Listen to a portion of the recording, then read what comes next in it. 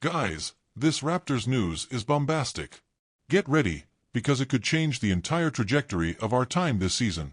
I'm going to tell you everything that's going on, so leave your like, subscribe to the channel and activate the bell to receive all the news. That's the only way you won't miss anything about the Raptors. And hold on tight, because this is one of those news stories that could change the game. The Toronto Raptors season has reached a critical point. With an increasingly extensive injury history, they face challenges like never before. With a record of 2 wins and 9 losses, they are now in last place in the NBA, but even so, they remain determined to stay focused and fight with every drop of sweat.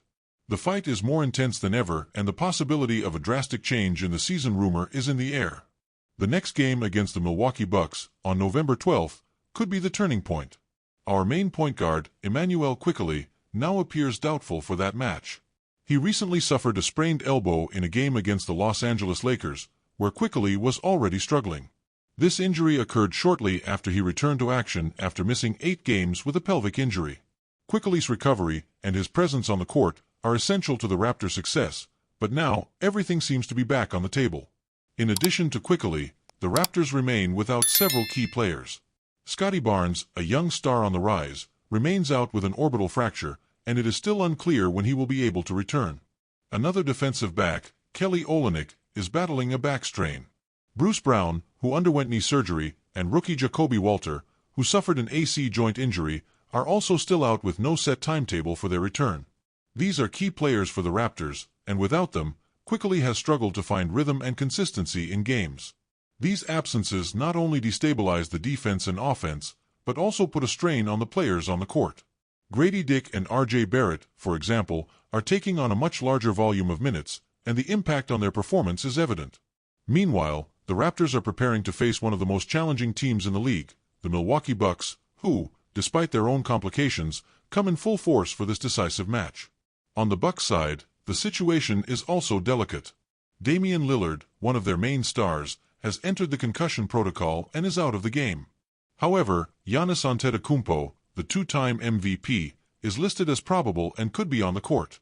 Giannis' presence is a constant threat, and the Raptors will have to reinvent themselves defensively to contain his impact. The game also marked Gary Trent Jr.'s first game against his former team, the Raptors, since he joined the Bucks. He is also listed as probable for the game, and although he has struggled to find his rhythm so far, he may be motivated to prove himself against the time that launched him to stardom. Antetokounmpo, despite battling patellar tendonitis, is still a dominant force who can tear apart any defense, especially a team like the Raptors, who are already burdened with so many absences. And that's not counting Andre Jackson Jr., who has been playing well since being promoted to the starting position. In other words, the Bucks come ready to fight and will not give the Raptors any room for error. This upcoming matchup has an extra layer of importance. It is the first NBA Cup game for both teams, adding a special flavor to the competition. The Raptors are in a unique position, because while they are going through a tough stretch, this game offers the opportunity to turn things around and show that they still have the fire to compete at a high level. This game could be the push that the team needs, and if they can overcome the adversity, they could gain immense confidence for the rest of the season. However, even if the win doesn't come, the silver lining for the Raptors is that their current unfavorable record could increase their chances of a high pick in the 2025 draft, which could be decisive for the future of the franchise.